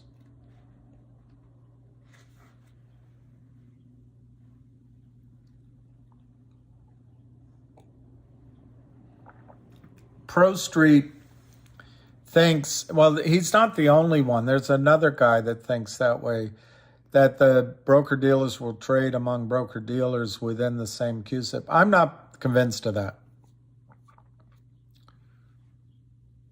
Well, and Chris Daniel, I looked up the news. I posted it.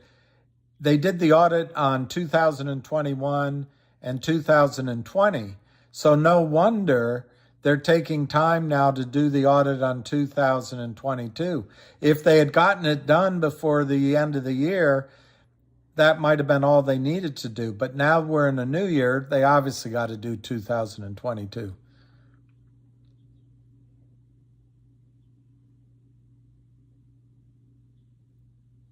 What about thoughts about data? $4.6 billion worth of total shares from 260 shares. Well, Didi, if you can do that on any... one time I was in love with a girl. There she was, sitting in the corner. Was the girl with the faraway eyes. Anyway, I went to meet her at this bar in Old Town, And this other guy, that's the problem with, I wish I could find the movie. But one guy said, that's the problem with falling in love with a beautiful girl or a hot girl, however he said it.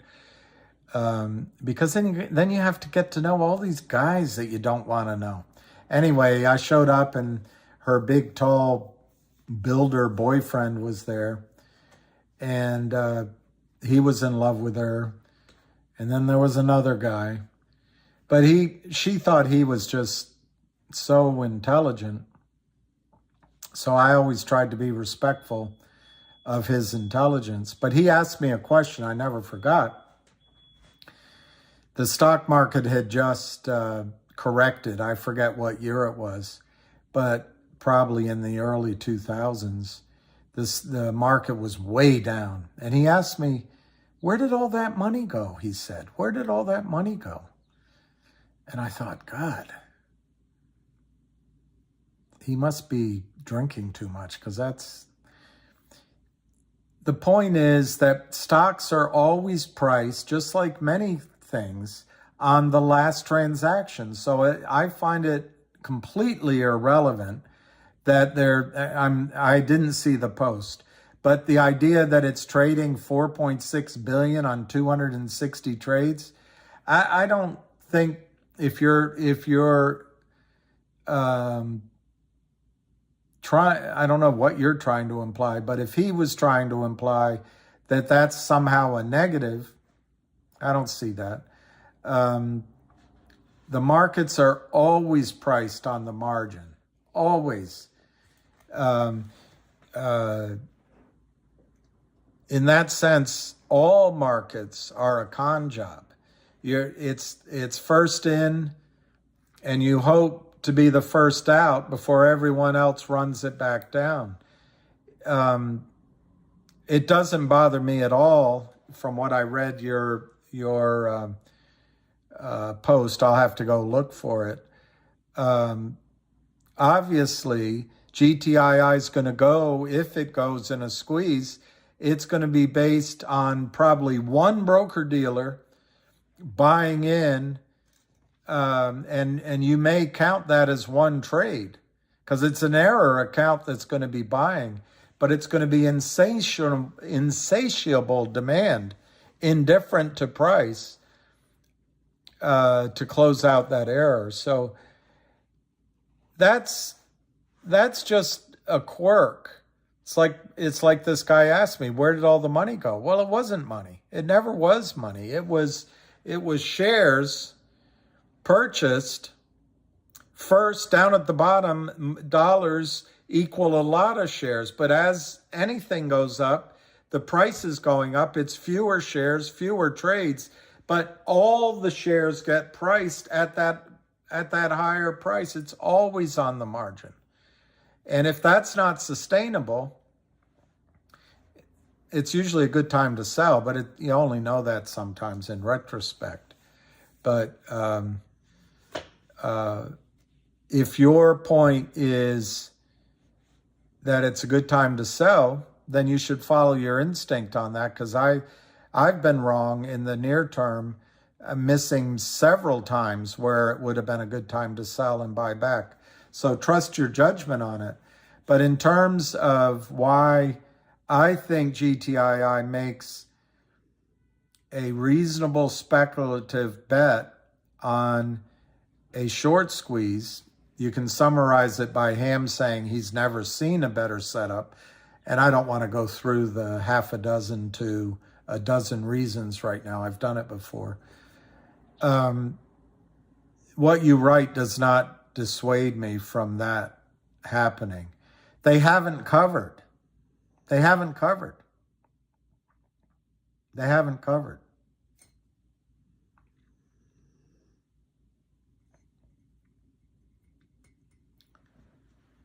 I don't think Richard K., I don't think they're going to open trading. I would guess they put the $2.99 in, if I had to guess, to see if all the various QSIPs and tracking numbers added up to what DTCC showed in their accounts. Or they might have done the run at $2.99 to see how much money it would cost Fidelity to settle at $2.99 across the board. I don't know. But as long as people don't sell to them, I think it's pretty meaningless. I think it's a test run. I don't see how a majority of the class is going to sell at $2.99. I just don't see it. So they're smoking dope.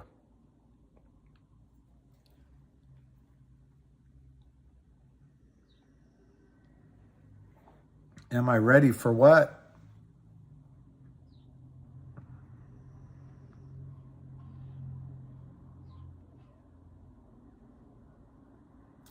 Did I ever get to take his girlfriend away from him? I'm a builder. I love builders. And he really wasn't a builder. He really wasn't a builder. He was a reader. He inherited money. I called him a builder because because of his first name, and I had read the book by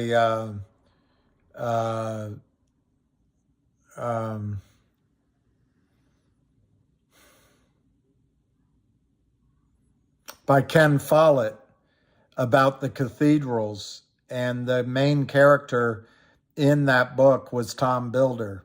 So that's why he really wasn't a builder. I love builders. I work with builders. I'd rather hang out with builders than Wall Street. Well, nothing but the best. I think you could be right that it could be much, much higher. I think it could be as high as 550 million, which is kind of shocking, isn't it?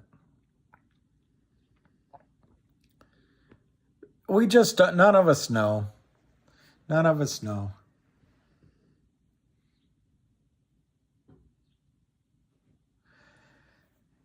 On the short interest, if all the brokers pulled the buy button today and the brokers were just margin called, well, yeah.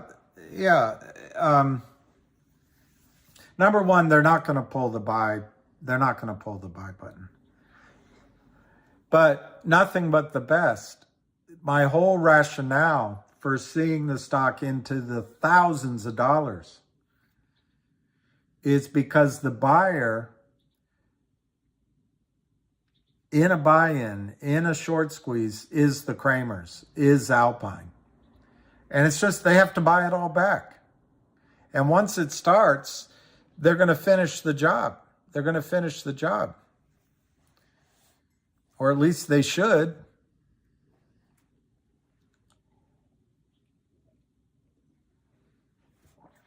All right. 550.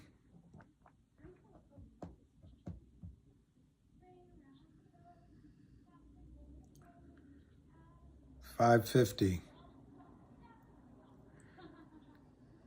It's a beautiful day. They're out there playing. Ring Around the Posy.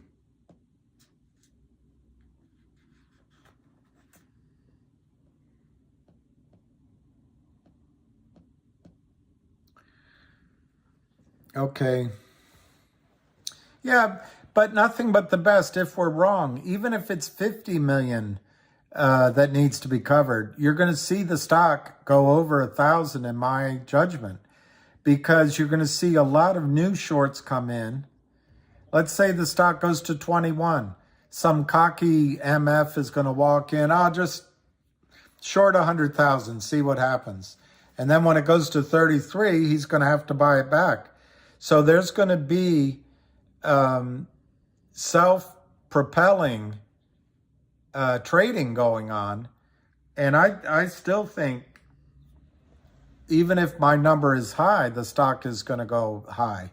But I also think that you could be right, that the number is much, much higher than... And the key is you just hope that the criminals do not have an avenue to keep selling crap. Yeah, 50 or 100 would be great. And you should use your own instincts and get some money off the table. Get some money off the table.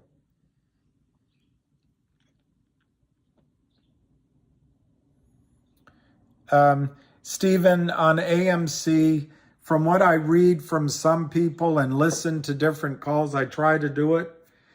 Some people think it's just AMC's going to rock it because Citadel's in trouble and you know, they've just been kicking the can down the road. And in those situations, even I can get caught up. Wow, maybe it's time to buy some. And I'm starting to think, and I haven't listened to what Lou said. I probably should, but I'm starting to think that AMC is a trade. However, I just think the big boys have that one under control. It's only going to be a situation where they lose control that you're going to see those high upsides. I think the whole system, and you don't know how many players are in there, are just going to come flooding it. If it goes to 70, they're going to bring it back down, or 40, bring it back down. And that's what you've seen for the last 3 years, is every time it's up, they're able to bring it back down. And they're making money on the way back down. It's a profitable business for them to let you run it up, and then they take your money on the way back down. So I'm really leery of AMC. I'm not saying it won't work. But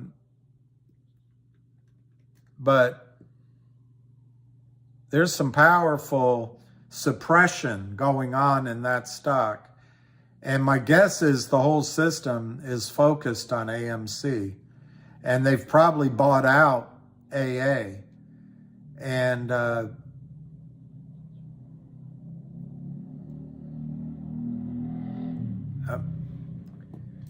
even though I'm seeing all this positive stuff and think it could explode based on what all these sources I'm listening to, I am just really skeptical they'll ever let it get out of control. And they could include the Federal Reserve. I think GTII is a much better setup. It's one trap short. You've got the FBI looking after the guy. Do I have to go through everything?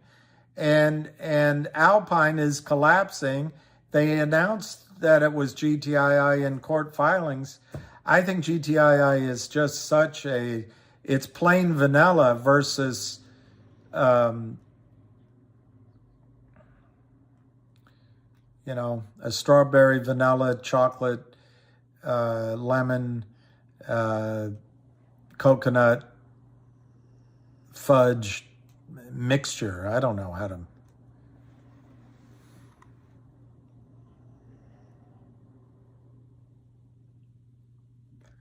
Oh, Woody, that's great. Okay, nothing but the best. If it's $10 in 3 weeks, then it will rocket. That's as good as any. Go F yourself. I don't know how to say hi to you. Can they cover all 300 million in one full trading day? I don't think so. That's why I think it'll maybe take a day and a half. But it could take, Vansi, when I try, when I give my predictions, even though they're complete wild-ass guesses, I try to be conservative on whatever side it requires being conservative on. And that's why I say a half a day, day and a half. It could go on longer. It could go on longer. And that reminds me, I got to find that video to show you.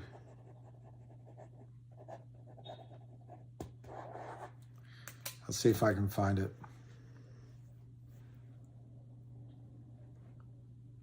Yeah, I don't think they'll let it squeeze either.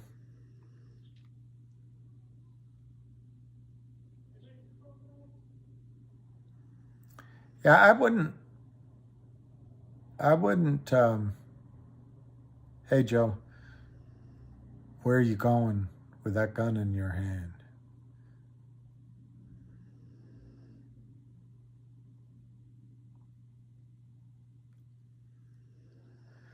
Hey, Abdu Razik, I would love to hear those thoughts. I mean, I walk around here and I live in a city and there's so much commercial space available.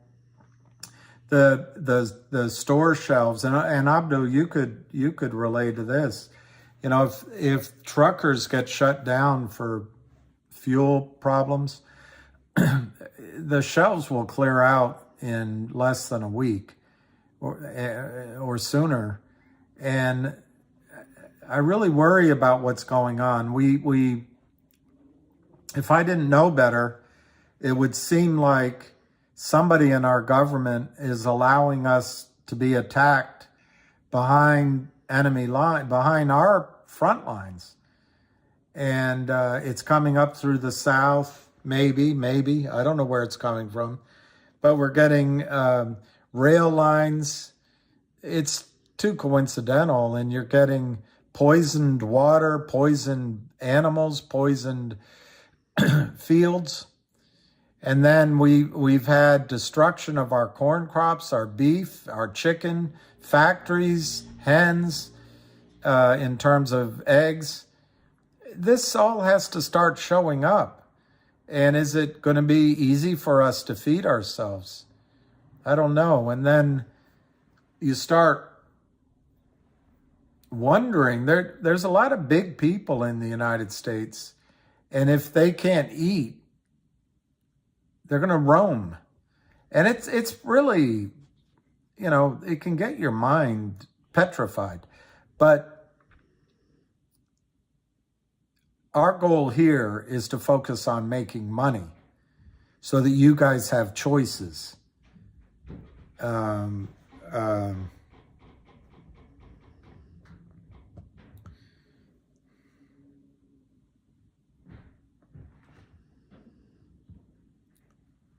You know?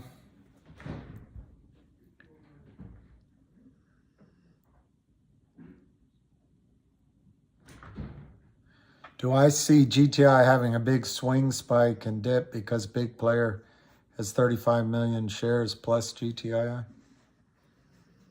I don't know. I don't know where you get the 35 million from, but there's no question as the stock goes up that there are shares that have restrictions that could come into the market. But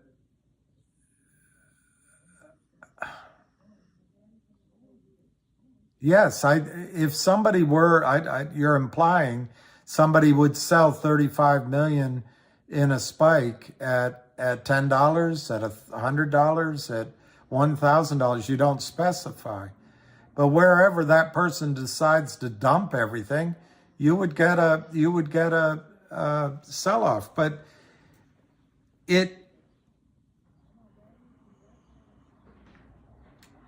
that person's going to have the same decision making you have. Do I get out at 10 or 100 or 1,000 or 10,000? I'm making the numbers up.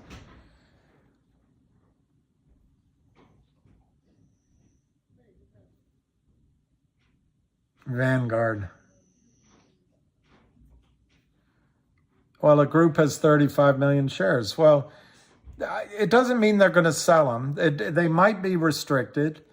I don't think, Vancy, I don't know. You got to sit down with a pen and paper, and you've got to put different things into your calculus. There's probably only 35 million in the float. Yahoo said something like 250 million or something, maybe more, as the outstanding shares. We think it's 330 million short. Well, on the way up, people are going to short and then have to cover. Short, have to cover. Short, have to cover. There's going to be a panic. Will someone that owns 35 million shares sell it at $5, Yancey? Tell me.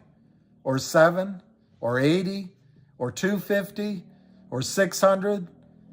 I don't know. I don't know how their brain is thinking. But let's just assume that someone that owned 35 million sold it all at $10 and it stopped cold the rally in GTII while that happened. Well, the buy-ins are already going. The buy-ins are already happening. So 35 million out of 325 million gets taken care of, Vansi. What do they do with the other 290 million shares? It's just a hiccup. It's just a hiccup. But you've got to sit down and say to yourself, Vansi, I'm going to write it. If I see an order for 35 million shares, I'm going to do thus, thus, and thus. I'm going to sell some and buy back when it goes lower, and then I'm going to sell it all. Or I'm going to sell everything. Or I'm just going to ride it through. You just got to write some strategies down because your emotion, your heart's going to be pounding like this.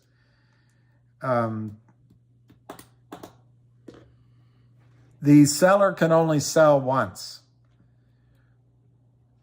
There will be shorting and buying back in the market, and you're going to see a lot of new buyers.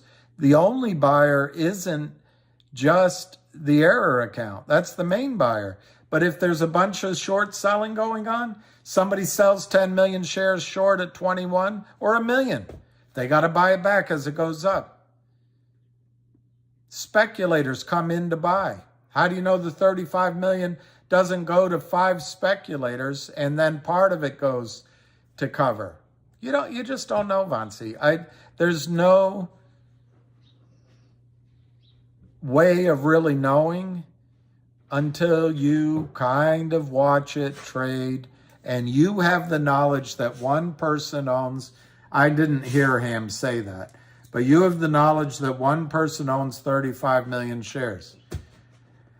To me, it really doesn't make much of a difference once the buy-in happens for 335 million shares. It's 10% of what has to be bought back. But I'm not saying it's not important. It depends on when they sell it. If they sell it at $3,500 a share, that probably defines the top. If they sell it at 10 or 15, it's a hiccup on the way up. There's 19 million shares that need to be bought that still haven't been bought. That's the rumor anyway. I don't know, Vansi. I can't give you a perfect answer. It could be 500 million. Absolutely, Vansi. It really could be.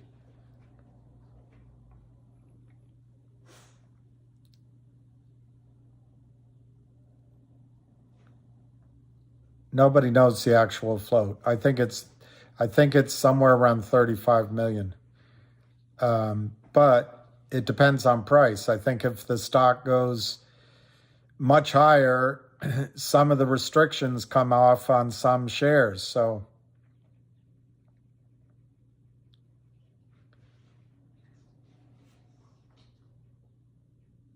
could be. That would explain a lot if they sold. But I don't think, I don't know. I never have heard that 35 million share number before, but I don't want to dispute it because on the other hand, I wouldn't know. But I don't think there was any whale selling at $9. I think GTII will take 2 or 3, Big Orange. It could take 2 or 3 weeks to get up to 100, 200, 300. And then it runs. And whatever that run is, and you'll only know about it after it happens, could happen in a blink of an eye. But this thing could run up to 150, pull all the way back down to 60, trade around there for a few days, run up to 90, run up to 120, pull back to 100, run up to 200, pull back to 170, run up to 190, and then all of a sudden run to 500.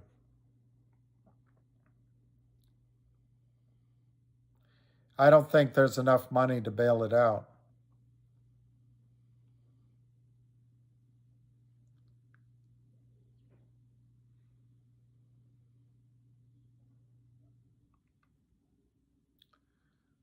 Yeah, calculus is a sumbitch.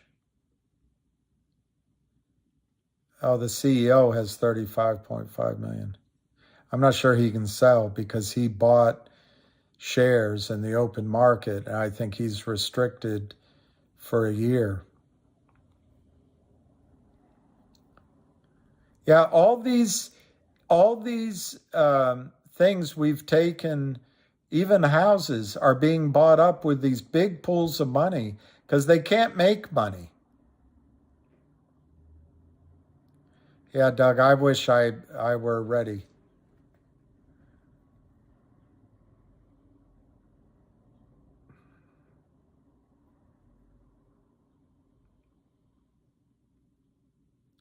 Money is tight again, like water. Look at M. Casey. Look at Ohio.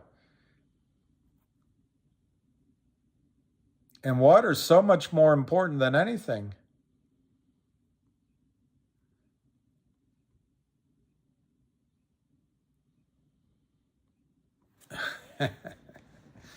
It's called, the singer is Jimi Hendrix.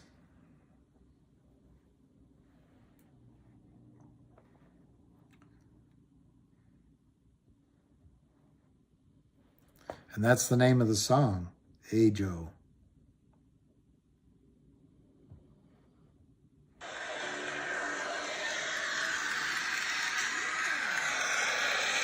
There's your parents.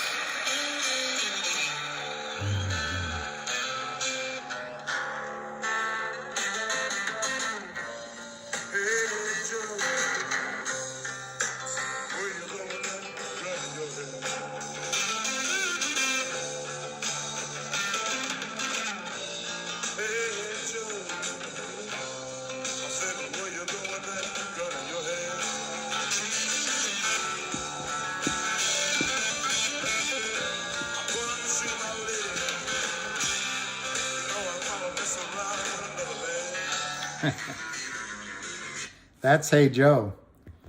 Hey Joe. M. Echo, there's a lot of speculation here. There's no question.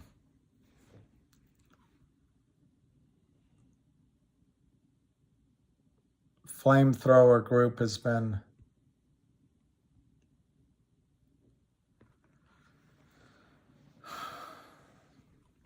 I like there's a red house over yonder.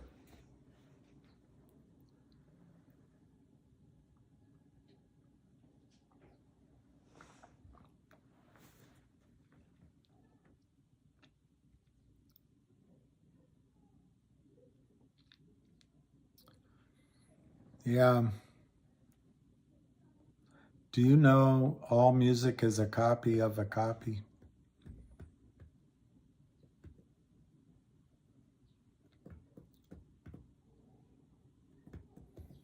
I mean, it would seem hard to come up with a brand new tune. The only thing you can really change are the words, I guess. Maybe. All right. I'm going to go 4 more minutes. All right, Lucky, and then we'll go out. We'll go out? Really? Yeah, he told me that. CELU. It's amazing how these criminals don't care. They're indiscriminate about which companies they just destroy. I will ponder on that. There's a lot of songs that have the exact same music. my Lord.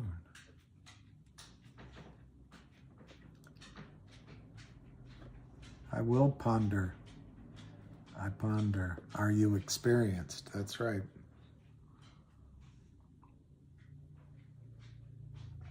He did a...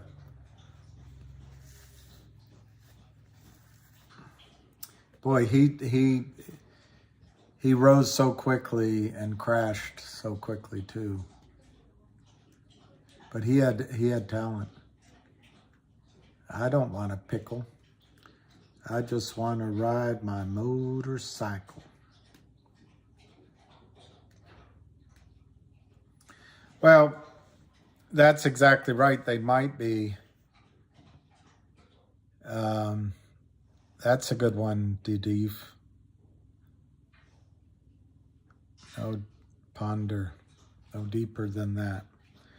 5:13.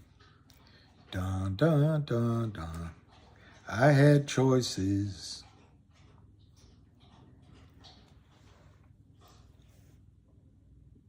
It's just terrible. The better the story, the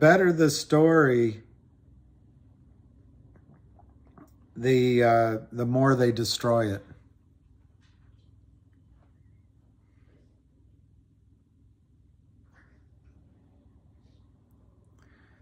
I've had choices since the day I was born.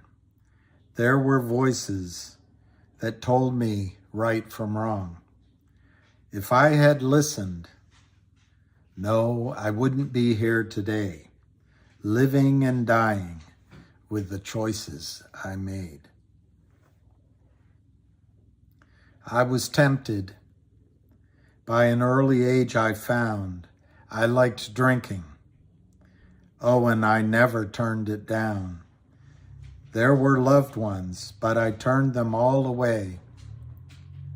Now I'm living and dying with the choices I made.